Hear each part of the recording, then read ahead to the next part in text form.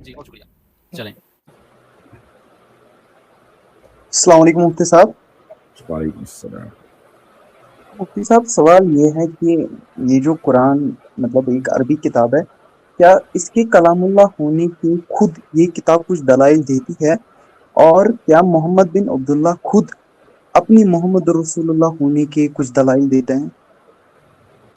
آپ محمد شیخ کو سن رہے ہیں کیا؟ نہیں مفتی صاحب، میں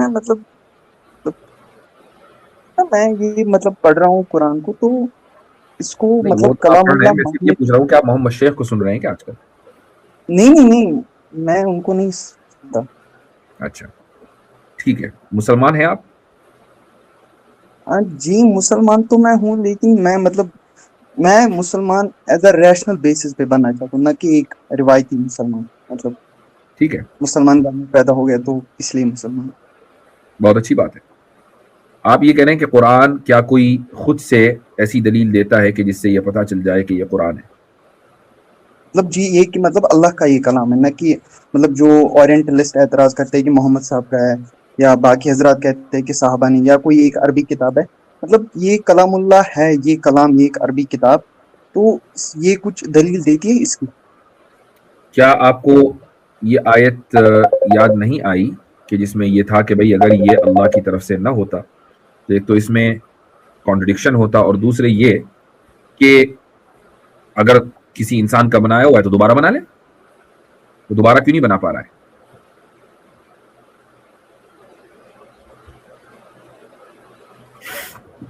جی شامل ہے. جی یہی ہے کہ اس کو ریکریٹ کرنا ہے. ریکریٹ نہیں، recreate what do you mean by recreate?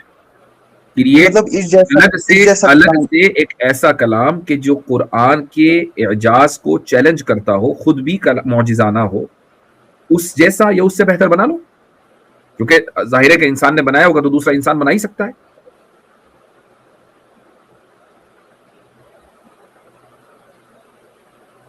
بات سمجھ آئی شامل صاحب؟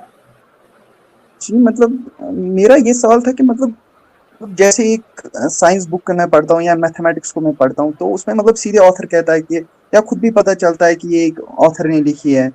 اور جب قرآن کہتا ہے وہ کہتا ہے میں کلام اللہ ہوں، تو ایسے لگتا ہے کہ ایک عام عربی کتاب ہے، بس اس کا ایک مان تو لیا آپ کو گیا ہے عربی کہ آتی یہ. ہے شامل صاحب؟ آپ کو عربی آتی ہے؟ جی مفتی صاحب تھوڑی سی سیکھنے کی کوشش کی تھی، تو الحمدللہ اتنی آتی ہے کہ قرآن. یعنی کہ میں آپ سے کہ کسی بھی زبان کے اندر جو کلام ہوتا ہے، یعنی نثر میں ہو، نظم میں ہو، جو بھی پیس ہوتا ہے نا، آرٹ ورک ہوتا ہے، تو اس کو جج کرنے کے لیے بلاغت کا فن ہوتا ہے. ایون جو اردو کی جو شاعری ہے، جیسے کہ فار ایگزامپل غالب بڑا شاعر ہے اردو کا، کیوں بڑا شاعر ہے؟ میں کیوں نہیں ہوں؟ میں بھی مان لیجئے کہ ایک غزل لکھ دوں، یا میں بھی کچھ جو ہے شاعری کر کے ایک کتاب میں چھپوا لوں، تو کیا میں غالب کے اتنا بڑا شاعر بن جاؤں گا صرف اس وجہ سے کہ میں نے غزل اور کتابیں لکھ دی ہے؟ جی نہیں. کیسے ڈیسائیڈ ہوا کہ غالب بڑا شاعر ہے؟ وہ جو فکر جو ان کے شاعری میں، اور جو وہ کلام کا فکر بعد میں آتی ہے کسی بھی. یعنی سب سے پہلی چیز یعنی فکر نہیں ہوتی نا. میں سمجھ آئنسٹائن ہے نا، تو آئنسٹائن کی بھی تو ایک بڑی فکر تھی، بہت سارے فلاسفر ہے اس کی فکر ہوتی ہے، تو فلاسفر کو تو بڑا شاعر نہیں مانا جاتا. وہ فکر پیش کرتا ہے فلاسفر، لیکن اس کو تو کوئی بڑا شاعر نہیں مانتا نا. جی مفتی صاحب میرا یہ سوال تھا کہ کچھ یہ معیارات یہ کتاب ہمیں دیتی ہے کہ یہ معیارات ہے، ان پہ پرکھ لو.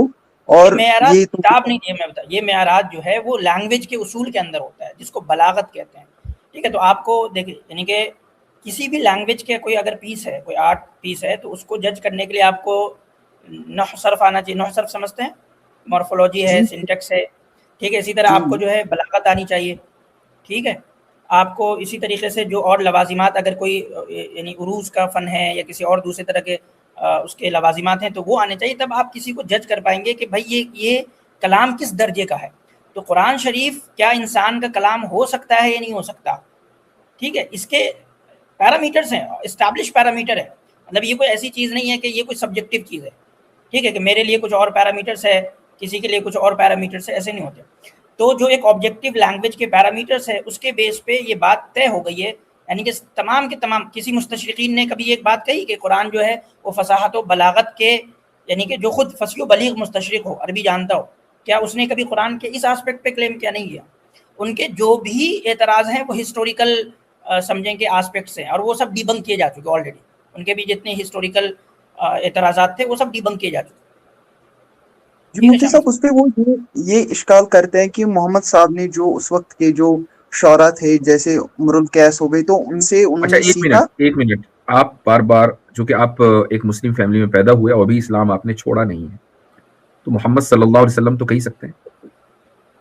جی میں مطلب محمد صلی اللہ علیہ وسلم تو جی میں کہتا ہوں. تو وہی کہیں محمد صاحب کیا ہوتا ہے. ایک غیر مسلم جو اپنے آپ کو غیر مسلم کہے، وہ اگر محمد صاحب کہہ رہا ہے تو ٹھیک ہے، لیکن اگر ابھی آپ یا تو یہ کہیں کہ میں مسلمان نہیں ہوں، آپ یہ کہہ رہے ہیں کہ میں ریشنل مسلمان بننا چاہتا ہوں، وہ ٹھیک ہے، لیکن بہرحال ابھی آپ نے کفر کا اعلان نہیں کیا، اسلام ترک نہیں کیا، جہاں تک میرا اندازہ ہے. کر دیا تو ہمیں بتا دیں، لیکن اگر نہیں کیا تو صلی اللہ علیہ وسلم کہیے. جی وہی میں کہنا تھا کہ مطلب اگر میں مطلب اسلام کے مطلب باہر سے نکل کے ایک مطلب ایک نیوٹرل گراؤنڈ پہ دیکھوں تو اس پوائنٹ پر تو محمد رسول اللہ صلی اللہ علیہ وسلم تو محمد بن عبداللہ ہی ہے نا ایز اے شخصیت. تو مفتی صاحب میرا یہی سوال ہے. Neutrality doesn't exist. What you mean کہ میں باہر نکل کر نیوٹرل ہو کر دیکھوں؟ نیوٹرل کسے کہتے ہیں؟ ذرا نیوٹرلٹی کو ڈیفائن کرنا. اچھا مفتی صاحب یہ مطلب جب انہوں نے دعوت پیش کی تھی تو ان کو وہ عرب کے لوگ محمد بن عبداللہ سے ہی جانتے تھے نا، تو کچھ لوگوں نے کافر تھے نا جو مسلمان ہو گئے تھے، وہ یا رسول اللہ کہتے تھے یا محمد الرسول اللہ کہتے تھے. اور اگر آپ کو رسول اللہ صلی اللہ علیہ وسلم کو رسول اللہ صلی اللہ علیہ وسلم کہنے پر اعتراض ہے تو آپ اپنے آپ کو مسلمان نہ کہیں، کھل کر کہیے کہ آپ کافر ہیں، تو ہم آپ سے اسی اعتبار سے بات کریں گے نا. نہیں مفتی صاحب میرا سوال ہے کہ مطلب محمد بن عبداللہ صاحب اپنے محمد رسول اللہ ہونے کے کچھ دلائل دیتے ہیں. بالکل دیتے ہیں. آپ دیکھیں دو ہے، ایک تو یہ نبی علیہ الصلوۃ والسلام کے رسالت کے تحت کسی بھی رسول کے جو رسالت کی دلیل ہوتی ہے وہ معجزہ ہوتا ہے، ٹھیک ہے، میریکل ہوتا ہے.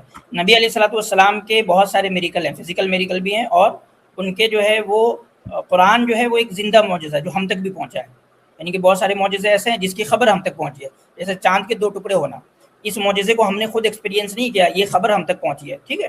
لیکن قرآن ایک ایسا معجزہ ہے جس کو ہم خود سے ایکسپیرینس کر سکتے ہیں. وہی میں کہہ رہا ہوں کہ مطلب کیسے ایکسپیرینس کریں مفتی صاحب؟ اگر ایکسپیرینس کرنے کے لیے وہ ٹول چاہیے نا آپ کو. مثال کے طور پہ سمجھیے کہ مکہ میں جو ایک اندھا آدمی ہوگا، کیا اس نے چاند کے اس 2 ٹکڑے ہونے کے معجزے کو دیکھا ہوگا؟ وہ اندھا آدمی جی نہیں. کیوں نہیں دیکھا؟ جی وہ اندھا تھا، وہ دیکھنے سے مطلب دیکھنے سے. تو قرآن جو ہے وہ معجزہ ہے. کس آسپیکٹ سے معجزہ ہے؟ دیکھے جانے کے اعتبار سے، سنے جانے کے اعتبار سے، یا وہ لنگوسٹیکلی میریکل ہے؟ یعنی قرآن معجزہ ہے، یا آپ کو آنکھ سے دیکھ کے پتہ چلے گا، کان سے سن کے پتہ چلے گا، یا آپ کو لینگویج کے اندر اتنا ماہر ہونا پڑے گا جس سے آپ سمجھ سکیں کہ یہ معجزہ ہے یا نہیں. جی مطلب لینگویج پہ ہی تو پھر بات ہوگی. ٹھیک، تو آپ تو لینگویج میں ہی نہیں اتنے ایکسپرٹ کہ آپ بتا سکیں کہ عربی میں. امیجن کریں وہ اندھا کہ جس کے سامنے شق قمر کا معجزہ ہو رہا ہو اور وہ یہ کہے کہ میں نے تو دیکھا نہیں تو میں کیوں مانوں.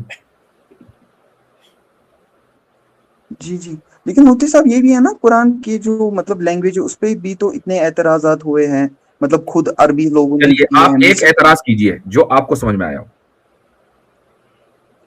مطلب اس میں وہ یہ کہتے ہیں کہ مطلب اس کا جو مطلب اس میں وہ اچھے سے یہ مضمون بیان نہیں کر پا رہا. یہ ایک جگہ ایک بات کہتا ہے تو دو آیتوں کی بات کہیں اور. اعتراضات ہوئے ہیں، سنی سنائی باتوں نہ کریں. آپ مجھے وہ اعتراض بتائیں جو آپ کے سمجھ میں آ گیا. جی ایک اعتراض ہے کہ بات واضح نہیں کی تو وہ تو پھر اس آدمی کی غلطی ہوئی نا جس کو سمجھ میں نہیں آیا. تو سمجھ میں آ رہا ہے مفتی صاحب ایک اعتراضات جو مطلب مجھے لگتا ہے کہ ٹھیک ہے، وہ یہ کہتے ہیں کہ دیکھیے محمد صلی اللہ علیہ وسلم جب 40 سال کی عمر کے تھے تب انہوں نے یہ کلام لایا تھا. مطلب انہیں 20 سال کی عمر نہیں لایا تھا، 30 سال کی انہوں نے مطلب لوگوں سے پہلے سیکھا تھا، پھر انہوں نے مطلب کنٹرول کرنا چاہتے تھے تو پھر انہوں نے یہ مطلب کلام لایا. کن لوگوں سے سیکھا تھا؟ مطلب جو بھی وہاں کے شعراء تھے اس وقت کے شعراء. کون شعراء تھے؟ نام بتائیں کن سے سیکھا. اسپیسیفکلی بتانا ہوگا نا. مثال کے طور پر شامل صاحب نے جو ہے وہ فلاں سے یہ سب چیزیں سیکھی ہے، تو بتانا پڑے گا نا مجھے کس سے سیکھی ہے. مطلب وہ کہتے ہیں عمر القیس کوئی شاعر تھا اس وقت کا بڑا. 300 سال پہلے وفات ہو گئی نبی علیہ الصلوۃ والسلام سے. وہ تو تھا ہی نہیں. مطلب انہی کی شاعری مطلب پڑھتے تھے لوگ تو ان سے وہ سیکھتے. یہ والا اعتراض، اگر یہ والا اعتراض تو پھر مشرکین کرتے نا، چونکہ سب امرؤ القیس کے اشعار کے حافظ تھے. کوئی کہتے ہیں ارے یہ کیا بات ہوئی بھائی، یہ تو امرؤ القیس کا کلام، یہ تم اپنی طرف سے کہاں سے پیش کر رہے ہو؟ انہوں نے تو کہا نہیں. اس کا مطلب یہ ہے کہ امرؤ القیس کا کلام نہیں. کہ میں غالب کی ایک شاعری اٹھا کے اپنے نام سے چھاپ دوں آج. مفتی صاحب پھر یہاں پہ یہ ہوتا ہے نا، مطلب کیا عرب کے کافروں نے بھی قرآن کو کلام اللہ مان لیا تھا؟ ماننا پڑا جبھی تو اسلام لائے. نہیں، جنہوں نے نہیں لایا، مطلب جو نا مشرک ہی رہے، جو نا کافر ہی رہے، انہوں نے قرآن کو کلام اللہ مانا. ماننے کے باوجود بہت سے لوگ اس کو میریکل مانا، لیکن وہ ہٹ درمی میں قبول نہیں کیا اسلام دھرمی کی وجہ سے. مطلب یہ قرآن کے اندر چیلنج ہے نا ان کو، یعنی کہ کفار و مشرکین جو تھے وہاں مکہ میں، ان کو چیلنج موجود ہے نا کہ اگر تمہیں لگ رہا ہے کہ تم جو یہ دعویٰ کر رہے ہو کہ اللہ کا کلام نہیں ہے تو اس طرح کا کلام پیش کرو. وہ نہیں کر پائے. شکریہ مفتی صاحب اور چھوٹا سا سوال ہے، مطلب میں قرآن کو مطلب میں پڑھنا چاہتا ہوں، میں اس کو کیسے زیادہ اچھی طرح سے سمجھوں؟ تو پلیز آپ تھوڑی سی گائیڈنس کیجیے. دیکھیں، ایک تو بات یہ ہے کہ آپ قرآن کو کبھی بھی نیوٹرل ہو کے نہ سمجھیں، اس لیے کہ دنیا میں کوئی بھی آدمی نیوٹرل نہیں ہے. Neutrality doesn't exist. ٹھیک ہے، تو آپ یہ کہیں گے نہیں میں باہر جاؤں گا دین سے، وہاں کھڑے ہو کر میں نیوٹرل ہو کر قرآن کو سمجھوں گا تو مجھے سمجھ میں آئے گا. جب نیوٹرلٹی ایگزسٹ نہیں کرے گی تو قرآن بھی سمجھ میں نہیں آئے گا، پہلی بات. دوسری بات یہ ہے کہ آپ کو اگر واقعی قرآن کے لنگوسٹک میریکل کو سمجھنا ہے تو اس کے لیے آپ کو عربی زبان آنی چاہیے، بہت اچھی آنی چاہیے. وہ ضروری نہیں کہ آپ بولیں، کمیونیکیٹ کر سکیں جو لوکل لینگویج ہے اس میں، نہیں. آپ کو نحو، صرف، بلاغہ، فصاحہ، علم البدیع، یہ سب، علم البیان، یہ ساری چیزیں آپ کو آنی چاہیے. اور یہ زیادہ مشکل نہیں ہے، 4-5 سال کی محنت میں آ جاتا ہے. بہت زیادہ اگر آپ ذہین ہیں تو ہو سکتا ہے کہ 1-2 سال کے اندر آپ کو یہ چیزیں پکڑ میں آ جائیں، لیکن اس کے لیے آپ کو ٹائم لگانا پڑے گا. اتنے آپ قرآن کریم سے جو مورل گائیڈنس ہے وہ حاصل کریں، اور اس کے لیے سب سے آسان طریقہ یہ ہے کہ کسی معتبر عالم کی تفسیر پڑھیں. جیسے مفتی تقی عثمانی صاحب کا ترجمہ قرآن ہے، اس میں کچھ تفسیری نوٹس بھی ہیں، وہ بالکل یعنی سمجھ لیجئے کہ بچوں کے لیے ہے، کہ بالکل بیبی سٹیپس اگر آپ کو لینے ہیں تو آپ اس کو پڑھ سکتے ہیں. باقی معرف القرآن ہے اور بھی بہت ساری تفسیر کی کتابیں ہیں، آپ ان کو پڑھیے، اس سے آپ کو مورل گائیڈنس قرآن کی طرف سے مل جائے گی. جب تک کہ آپ مورل گائیڈنس لیتے رہیں گے انشاءاللہ چیزیں آپ کو سمجھ میں آتی رہیں گی. لنگوسٹک میریکل آپ کو جو اس وقت سمجھ میں آئے گا جب آپ لینگویج سیکھ لیں گے. ٹھیک ہے، بہت شکریہ. ایک کریکشن، میں نے ابھی شاید یہ کہا کہ امرؤ القیس 300 سال پہلے جو ہے وہ وفات ہو گئی تھی. 5 سال نبی علیہ الصلوۃ والسلام کی پیدائش سے 5 سال پہلے امرؤ القیس کی وفات، یعنی 570 کی نبی علیہ الصلوۃ والسلام کی پیدائش ہے اور 565 جو ہے وہ امرؤ القیس کی وفات. جی ہاں، اور انقرہ میں مدفون ہے. کمال کی بات دیکھیں، یعنی وہ رہنے والا تھا تو یہاں کا عرب کا، لیکن سفر میں جا رہا تھا تو ترکی میں جس جگہ آج انقرہ ہے وہاں انقرہ نہیں تھا، ویسے ہی کوئی گاؤں رہا ہوگا، تو اس جگہ مرا اور وہاں اس کی قبر ہے. ٹھیک ہے، ہمارے ساتھ ہیں سمیل. میں آپ سبھی حضرات سے یہ گزارش کروں گا کہ اس ویڈیو کو اپنے جتنے بھی گروپس ہیں اس میں شیئر کریں. اسی طریقے سے اگر آپ لائک کریں گے تو اس سے یہ ہوگا کہ جو یوٹیوب الگوریدم ہے تو آپ کے جو فالوورز ہیں یا جو آپ سے لوگ جڑے ہوئے ہیں ان تک یہ ویڈیو پہنچے گی. یہ ضروری ہے کہ اسلام کا جو پیغام ہے مسلمان نہیں پہنچائیں گے تو پھر کون پہنچائے گا؟ ہمارا کام ہے یہاں آ کر گفتگو کرنا، آپ کا کام ہے اس گفتگو کو آگے پہنچانا.